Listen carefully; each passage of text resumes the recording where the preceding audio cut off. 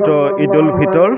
এই ঈদ উল ফিতৰ উপলক্ষে আমি পশ্চিম জাপিয়া ঈদগাহ ময়দানৰ তৰফৰ পৰা সমূহ অসমবাসী ৰাইজলৈ আমাৰ পবিত্ৰ ঈদৰ শুভেচ্ছা জনাইছোঁ। সঁচাই আজি এমাহ জুৰি ৰোজা ৰখাৰ অন্তত আজি পবিত্ৰ ঈদৰ দিনা আমি খুব সুন্দৰভাৱে নামাজ আদায় কৰিবলৈ সক্ষম হ'লোঁ। গতিকে আমি যিটো সমন্বয় সম্প্ৰীতিৰ বাৰ্তা, এই একতাৰ জৰীডাল যাতে বান্ধ খাই থাকে, আমি পবিত্ৰ ঈদৰ দিনা তাকে কামনা কৰিছোঁ।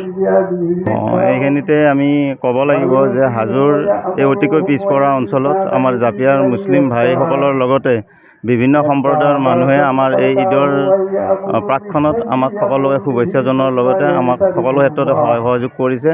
আমি আশা ৰাখিছোঁ এই পবিত্ৰ ঈদ উল ফিতৰৰ জৰিয়তে আমাৰ বিশ্বৰ দৰবাৰৰ সকলো মানৱৰ যিটো ভাতৃ প্ৰতিম সম্প্ৰীতি আৰু যিটো আমাৰ একতাৰ এনাজৰী আছে, একতাৰ এনাজৰীডাল আমি আৰু অধিক কটকটীয়া হ'ব বুলি আমি আশা ৰাখিছোঁ। আৰু সেইকাৰণে আমি আজি ইয়াত গোটেই বিশ্ববাসীৰ হৈ আমি প্ৰাৰ্থনা জনাম যাতে আমি গোটেই বিভিন্ন সম্প্ৰদায়ৰ মানৱে আমি এক হৈ সকলোৱে ভাতৃ প্ৰতিমভাৱে বা শান্তি শৃংখলা বজাই ৰাখিব পাৰোঁ, তাৰ কাৰণে আমি ইয়াৰ পৰা প্ৰাৰ্থনা।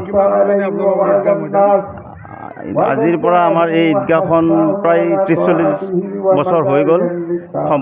প্ৰথমতে আমাৰ এই ঈদগাহখন সৰু অনুষ্ঠিতভাৱে আয়োজন কৰিছিলোঁ যদিও এতিয়া আমি দিনক দিনে আমাৰ ডেকা বন্ধুসকলে বা আমাৰ ঈদগাহ পৰিচালনা সমিতিয়ে আটক ধুনীয়াকৈ ইয়াক সজাই পৰাই তুলি পৰিচালনা কৰাৰ কাৰণে চেষ্টা অদূৰ ভৱিষ্যতে ইয়াতকৈ আৰু ভালকৈ আমি আয়োজন কৰাৰ কাৰণে আজি সমূহ অসমবাসী ৰাইজক পবিত্ৰ ঈদ উল ফিতৰৰ শুভেচ্ছা জনাইছোঁ, আন্তৰিক শুভেচ্ছা জনাইছোঁ। লগতে সমূহ ভাৰতবৰ্ষ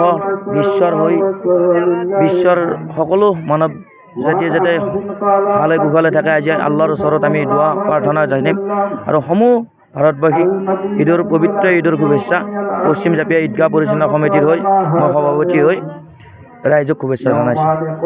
যিকোনো খবৰৰ বাবে যোগাযোগ কৰক 7099017330 লগতে 7099017110 নম্বৰত।